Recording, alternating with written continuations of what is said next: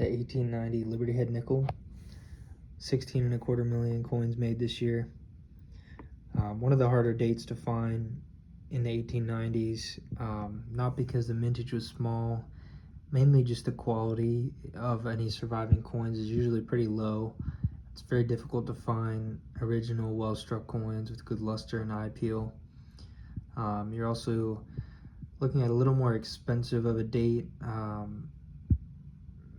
Coins like the 1891, 92, even the 89 are generally a little cheaper.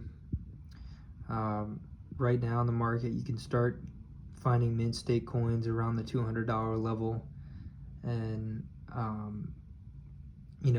this is a 64 with CAC approval. This coin was well over 400, and that 450 range is probably what you can expect from most MS64s. This particular one has really good surfaces. Each star is well detailed. It's got a little bit of toning, but you can kind of see a little bit of rose tinted. I guess it's toning, but I don't think it's a planchet issue. I think it was more of the way it tones, kind of a golden color. This one has about 75% of the coin kernels visible, so well struck. They're very difficult to find fully struck coins. There just weren't that many surviving. People weren't saving nickels, so enough were made that some did survive, but there really are only probably in the 400 to 500 certified population for mint state. There are more out there that are raw, but yeah, finding a well-struck one, if you find one for a decent price, get it. They're just not easy to find attractive. I don't care that much about the CAC sticker. I'm buying the coin. I don't generally put that much stock in that, but it does make it more valuable. If you can find one without it that's still a nice piece, I probably can get it for a better price. This 1890, a lot of things were going on in the country. Benjamin Harrison was president. His grandfather was president really shortly in, I think, 1841. There was, I think, Idaho and I believe it was Wyoming became states that year, if I remember right.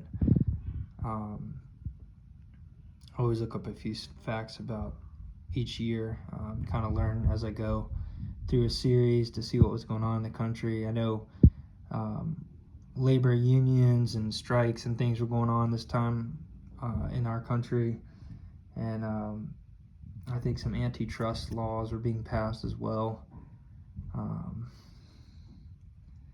Yeah, definitely a tough date in the series. You get into the 1890s, and in general, they're just going to be harder to find than the later coins. But 1890 in particular is a date that you just have to be willing to be patient.